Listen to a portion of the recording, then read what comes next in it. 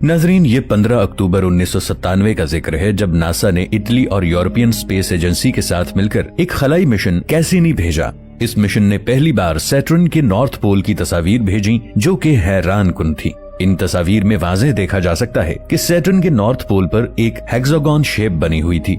Saturn पर यह shape तभी देखी जा सकती थी जब कोई सैटर्न के ऊपर से गुजरे। हैरान कुन बात यह थी कि आज से 5000 साल पहले हमारी जमीन पर एक ऐसी सिविलाइजेशन आबाद थी जिसे सैटर्न पर मौजूद हेक्सागोन शेप के बारे में मालूम था। मुसलमानों की इल्हामी किताब कुरान पाक में हजरत इदरीस अलैहिस्सलाम का जिक्र मिलता है। हजरत इदरीस अलैहिस्सलाम के बारे में इस्लामी तालीमात बताती हैं कि वो किसी और पैरेलल यूनिवर्स में चले गए थे। हजरत इदरीस अलैहिस्सलाम के बारे में हिब्रू जबान में लिखा मवाद मिलता है जिसे द बुक ऑफ एनॉक कहा जाता है। इस किताब में लिखा है कि हजरत इदरीस अलैहिस्सलाम सैटर्न के किसी चांद पर दूसरे सैयारों से आने वाली मखलूक के साथ कोई मीटिंग अटेंड करने जाते थे। इस पूरे मामले को समझने के लिए हमें ईरान के माजी में जाना पड़ेगा। ये 1849 का साल था जब माहिर आसार कदीमा हेनरी लायर्स ने अपनी टीम के साथ ईरान के कदीम खंडरात सिपर में खुदाई शुरू की। ये खंडरात किसी दौर में शानदार इलाके मेसोपोटामिया का हिस्सा हुआ करते थे। ये इलाका समर तहजीब की आमाजगाह हुआ करता था। ये कौम अपनी इंजीनियरिंग और साइंटिफिक उलूम के लिहाज से अपने वक्त से बहुत आगे थी। खुदाई करने वाली टीम को उस वक्त बहुत खुशी हुई जब उन्होंने तकरीबन 20,000 से जायद मिट्टी की टैबलेट्स का एक वसी मजमुआ दरियाफ्त किया जो कि 5800 साल पुरानी कदीम सुमेरियन तहरीरों से भरी हुई थी। उस वक्त तारीखदानों को बेताबी से इंतजार था कि इन टैबलेट्स पर लिखी तहरीरों का तर्जुमा किया जाए। मौरखीन को उम्मीद थी कि इन टैबलेट्स पर लिखी तहरीरों से न सिर्फ सुमेरियन सिविलाइजेशन की तरक्की से पर्दा उठेगा बल्कि बहुत से सवालों के जवाब मिलेंगे जो कि आज भी पर्दाए राज में हैं। इन कदीम टैबलेट्स का तर्जुमा करने पर रिसर्चर्स को पता चला कि इन टैबलेट्स पर लिखी तहरीरें और जदीद दौर के साइंसी हकायक के माबैन एक हैरान कुन तालमेल पाया जाता है। इन टैबलेट्स पर लिखा था कि सुमेरियन की साइंसी तरक्की तब शुरू हुई जब उन्होंने आसमान से उतरने वाली मखलूकात से इल्म हासिल किया। आसमान से आने वाली इस मखलूक को सुमेरियन लैंग्वेज में एनुनाकी कहा जाता था। टैबलेट्स के मुताबिक एनुनाकी परों वाली मखलूक थी। इन कदीम टैबलेट्स में लिखा था कि एनुनाकी के कद 5 मीटर तक लंबे थे। ये 1000 साल तक जिंदा रहते थे। इस बात से पता चलता था कि जमीन पर किसी दूसरे सैयारे से कोई ऐसी मखलूक आती थी जो देखने में इंसानों जैसी थी लेकिन इंसानों से कहीं ज्यादा तरक्की याफ्ता थी। सुमेरियन टैबलेट्स के मुताबिक एनुनाकी के जमीन पर आने का बुनियादी मकसद सोना तलाश करना था। इस इंकिशाफ के पीछे परेशान कुन सवाल ये था कि बेपनाह ताकत के मालिक एनुनाकी सोने जैसी धात में गहरी दिलचस्पी क्यों रखते थे। सवाल ये भी था कि इतनी बड़ी कायनात में उन्हें एक छोटे से सैयारे पर ही सोना तलाश करने क्यों आना था। हमारी कायनात में बहुत से खलाई अजसाम और सैयारे पाए जाते हैं जिन पर सोने की मिकदार जमीन से कहीं ज्यादा हो सकती है। अजरबैजान के स्कॉलर ज़करिया सिचिन ने पूरी तफसील से बताया कि एनुनाकी जमीन पर क्यों और कैसे आए। ज़करिया सिचिन का ख्याल है कि एनुनाकी दरअसल किसी दूसरे सैयारे की मखलूक थी जो इंसानों से कहीं ज्यादा तरक्की याफ्ता थी। मिस्र के पिरामिड्स को देखें तो इनमें हेलीकॉप्टर्स, हवाई जहाजों और खलाई जहाजों से मुशाबहत रखती मशीनों की तस्वीर मिलती हैं जो कि एक आला दर्जे की तहजीब की निशानदही करती हैं। सवाल यह है कि एनुनाकीज ने जमीन से सोना क्यों निकाला। कहा जाता है कि एनुनाकीज सोना एक कायनात से दूसरी कायनात में जाने के लिए बतौर फ्यूल इस्तेमाल करते थे। ज़करिया सिचिन के मुताबिक एनुनाकी का ताल्लुक प्लैनेट निबियोरो से था। दोस्तों, ये मैं आपको पार्ट 1 में पहले भी बता चुका हूँ। सवाल यह है कि हमारे निजाम शमसी में इस तरह का कोई सैयारा नहीं है। एक अंदाजा है कि ये सैयारा बहुत पहले तबाह हो चुका है और हमारे निजाम शमसी में मौजूद एस्ट्रॉइड बेल्ट दरअसल इसी सैयारे की बाकियात हैं। यही वो वक्त था जब अपने सैयारे की तबाही के बाद एनुनाकी जमीन पर आए और उन्होंने सोना बतौर फ्यूल इस्तेमाल किया और किसी और गैलेक्सी या कायनात की तरफ रवाना हो गए। एक ख्याल ये भी है कि एनुनाकीज ने जमीन से सोना और दीगर चीजें निकालकर अपने तबाहाल सैयारे को दोबारा बनाया और फिर पूरे सैयारे का मदार तब्दील करके उसे दूर ले गए। अब प्लैनेट निबिरो हर 36,000 साल के बाद जमीन के करीब तरीन आता है। अगरचे हमारे निजाम शमसी में अब तक निबिरू जैसा कोई सैयारा दरियाफ्त नहीं हुआ, लेकिन नासा के मुताबिक हमारे निजाम शमसी का सैयारा यूरेनस अपने मदार के एक खास मकाम पर थोड़ा सा लरसता है। नासा के साइंसदान जॉन एंडरसन का कहना है कि यूरेनस ऐसे मौके पर किसी ऐसे सैयारे के पास से गुजरता है जो अभी तक हम दरियाफ्त नहीं कर पाए। ऐन मुमकिन है ये गैर दरियाफ्त शुदा सैयारा निबिरू ही हो। मेसोपोटामिया के इलाके से माहिरीन को पत्थर से बनी ऐसी डिस्क्स मिली हैं जिनकी शक्ल हैरत अंगेज तौर पर उड़न तश्तरियों से मिलती है। ناسا کا دعویٰ یہ ہے کہ ایسی پراسرار خلائی تشتریاں عرصے سے زمین کی فضا میں دیکھی جا رہی ہیں۔ اس ٹیبلٹ پر قدیم بادشاہ ہیمورابی کو دکھایا گیا ہے۔ ہیمورابی نے قدیم بیبلون پر حکومت کی، جو کہ میسوپوٹیمیا کا ہی حصہ تھا۔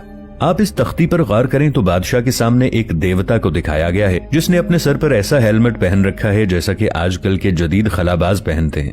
میسوپوٹیمیا کی دیوی اشتر کے برلن مندر میں دیوی کی قدیم تصویر میں اسے جدید خلائی ہیلمٹ پہنے دکھایا گیا ہے۔ تصویر میں ہیلمٹ سے جڑے چشمے، ہیڈ فونز اور اینٹینا بھی نمایاں ہے۔ میسوپوٹیمیا کے قدیم شہر نینوے سے کھدائی کے دوران ماہرین آثار قدیمہ کو 2700 سال پرانی ایسی گولڈ ٹیبلٹ ملی ہے جس پر خلائی راستوں کے نقشے بنے ہوئے تھے۔ اس ٹیبلٹ کو سمجھنے کے لیے بے شمار زبانوں کے ماہرین سمیت خلائی علوم کے ماہر اور ریاضی دانوں کی خدمات حاصل کرنا پڑی۔ ان سب لوگوں کا متفقہ فیصلہ یہ تھا کہ یہ اینوناکی کے خلائی سفر کا نقشہ ہے۔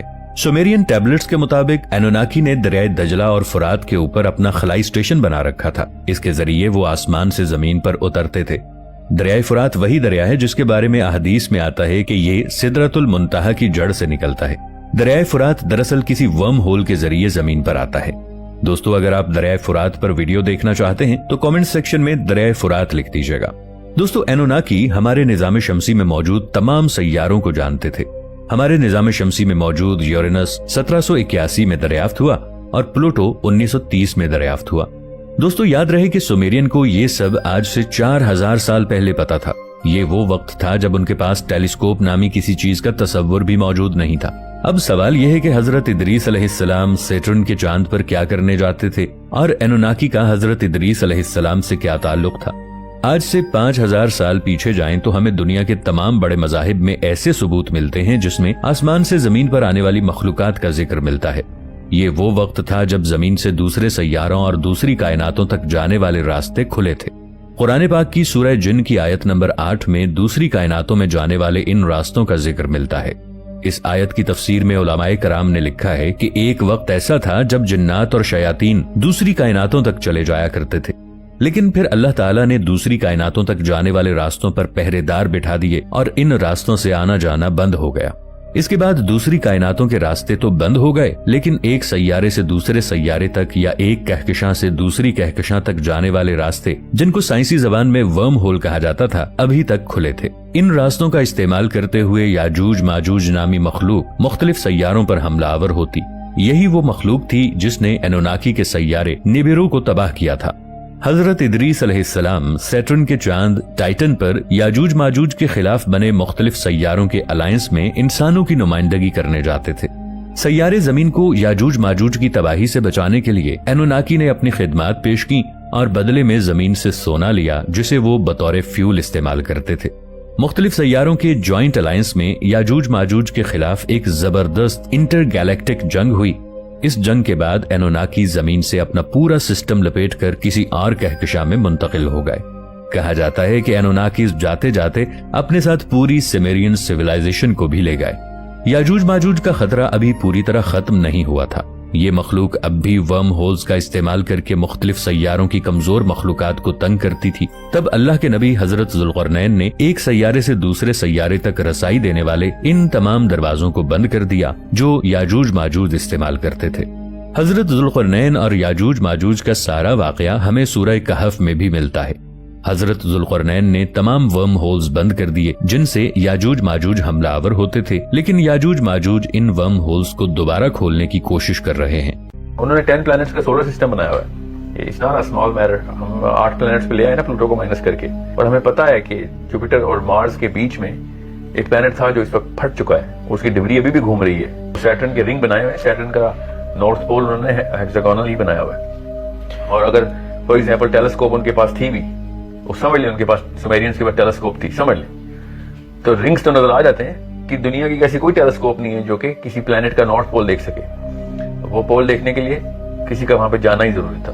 دوستو 1927 میں برٹش آرکیالوجسٹ لینارڈ وولی کو عراق میں اعلیٰ درجے کی کھدائی کے دوران ایک قدیم ملکہ کی کھوپڑی ملی جس کا سر غیر معمولی طور پر اونچا تھا، جو اس بات کی طرف اشارہ تھا کہ کبھی انسان کا ایکسٹرا ٹریسٹریل مخلوقات کے ساتھ انٹریکشن تھا، اور سائنسدانوں نے اس طرح کی کھوپڑیاں صرف عراق سے نہیں بلکہ دنیا کے ہر بر اعظم سے دریافت کی۔ اس سے معلوم ہو رہا تھا کہ ان مخلوقات کا انسانوں سے بہت بڑے پیمانے پر انٹریکشن تھا۔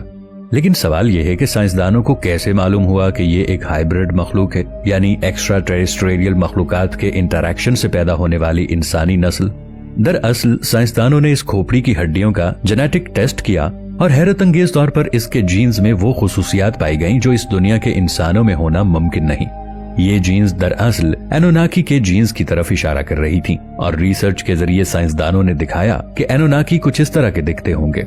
उनके सर की हड्डियां कोन शेप की तरह हैं और ये खोपड़ी असल एनोनाकी की नहीं बल्कि उनकी हाइब्रिड मखलूक की है। तो दरियाफ्त होने वाली ये खोपड़ी क्वीन पॉयबी की थी, जो अपने खानदान की पहली शहजादी या पादरिया थी।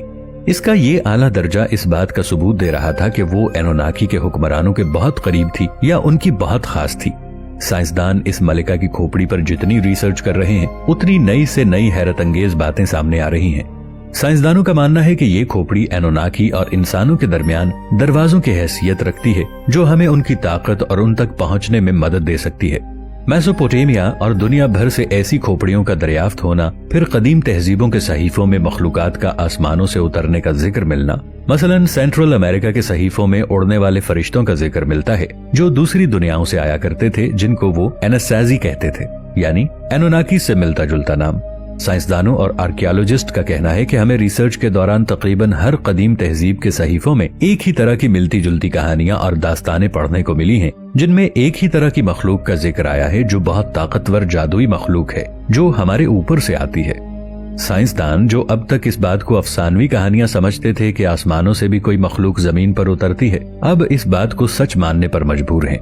दुनिया के तमाम बर्रे आजम जिनके दरमियान फासला दुनिया के एक कोने से दूसरे कोने तक का है, इन सब के सहीफों में एक ही तरह की मखलूक का जिक्र होना, एक ही ख्याल होना, ये कैसे मुमकिन है? साइंसदान कहते हैं कि यही बात आपको मानने पर मजबूर करती है कि एक जिंदगी थी जो सितारों की दुनिया से आया करती थी। दोस्तों, एनोनाकीज के मुतालिक मैं आपको पिछली वीडियो में ऑलरेडी तफसील से बता चुका हूँ। ये भी कि साइंसदानों ने मेसोपोटामिया में रहने वाली कदीम तहजीब सुमेरियन की लिखी गई टैबलेट्स भी दरियाफ्त की थी। साइंसदानों का कहना है कि इन टैबलेट्स में से अक्सरियत पर लिखे गए पैगामात को समझना नामुमकिन है। लेकिन यहाँ मैं आपको एक और बात बताता चलूं कि अमेरिका ने इराक पर जंग मुसल्लत करके सबसे पहले उन टैबलेट्स को चोरी किया और फिर खुफिया मकाम पर मुंतकिल कर दिया। अब आप खुद समझ सकते हैं कि उन टैबलेट्स में कितना ताकतवर इल्म छुपा है जिसको हासिल करने की कोशिश की गई, और आज तक उन टैबलेट्स की कोई खबर नहीं। 1843 में फ्रेंच साइंटिस्ट पॉल एमिली ने रिसर्च के दौरान इराक में एसेरिया पैलेस में अंडरग्राउंड खुफिया कमरे को ढूंढ निकाला, जिसकी दीवारों पर कदीम सुमेरियन की तहरीरें नक्श थीं। यहाँ बहुत से खूबसूरत खजाने और सुमेरियन के देवताओं और बादशाहों के मुजस्समे रखे थे। दोस्तों, पिरामिड्स की तरह बने इस स्ट्रक्चर को द ग्रेट जिगोराट कहते हैं। यहाँ से सुमेरियन के लोग शहर का निजाम चलाते थे।